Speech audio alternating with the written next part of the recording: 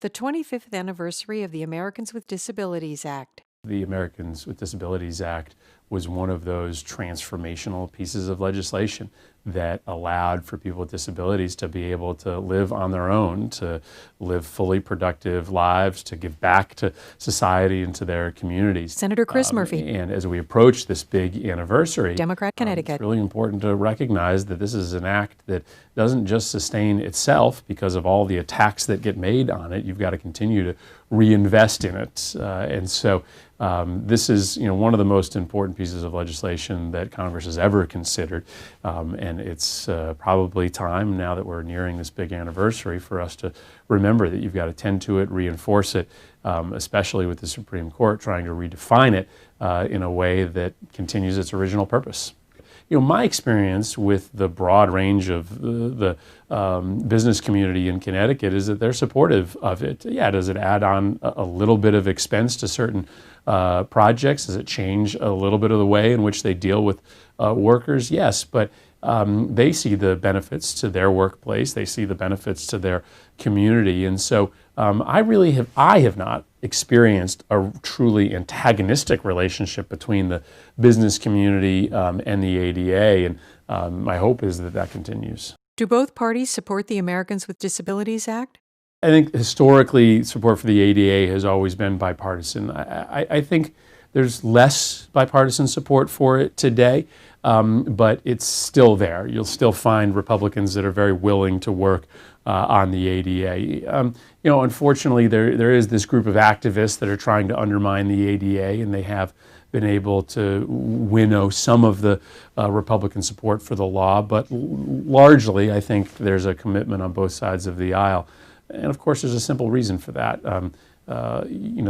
Disabilities affect Republicans and Democrats, conservatives and liberals, and you're hard pressed to find a family in this country who doesn't have some experience, if not in their immediate family, with a neighbor or a friend or an aunt or an uncle with disability. And so that's why we've been able to really draw together Republicans and Democrats, even at a time when that's getting harder to do. What's your personal experience with disabilities?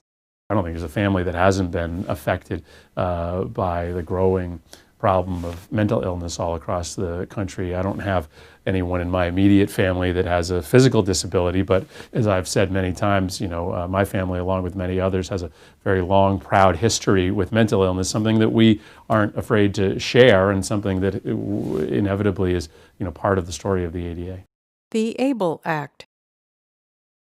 Well, the unfortunate reality is that disabilities can bankrupt families. The amount of expense that goes into caring for someone with a disability is crushing, especially for families with limited incomes. The ABLE Act is a pretty simple concept. It just allows for families to put some money away to care for a loved one with a disability, to pay for their education, that is essentially tax-free and then doesn't get counted against you when you're trying to apply for other benefits. We've passed the ABLE Act out of the Health and Education Committee that I sit on in the Senate, so it's pending before the United States Senate. We're hoping to get a vote on it sometime soon.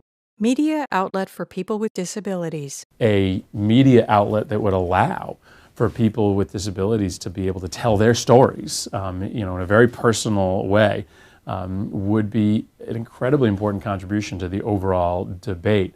In addition, the peer-to-peer communication that can happen through a media outlet dedicated to conversations about disabilities is important as well.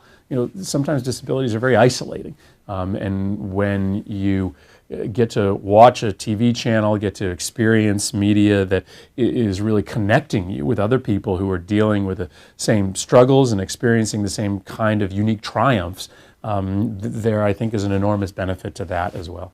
Why hire a disability?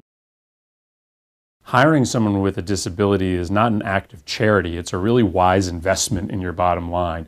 One of the biggest companies in the world, Walgreens, has a facility in Connecticut in which they specifically target people with disabilities to hire. Yes, because they think it's the right thing, but they've also figured out that it makes them more productive, not less productive. The distribution facility in Windsor, Connecticut for the Walgreens company is amongst their most productive in the entire network, and it has a high percentage of individuals with disabilities.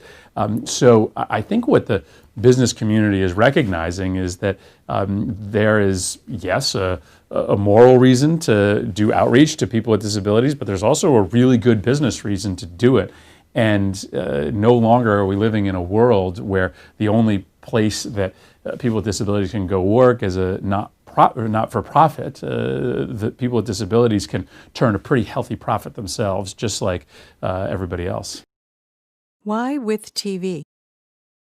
We are increasingly becoming, a dominant media player in the country. We've got ESPN, we've got the new NBC Sports facility in Stamford, and we've got this new incredible outlet directed at issues related to disability. This is really part of Connecticut's economy now in a very major way. So wish you all the success in the world.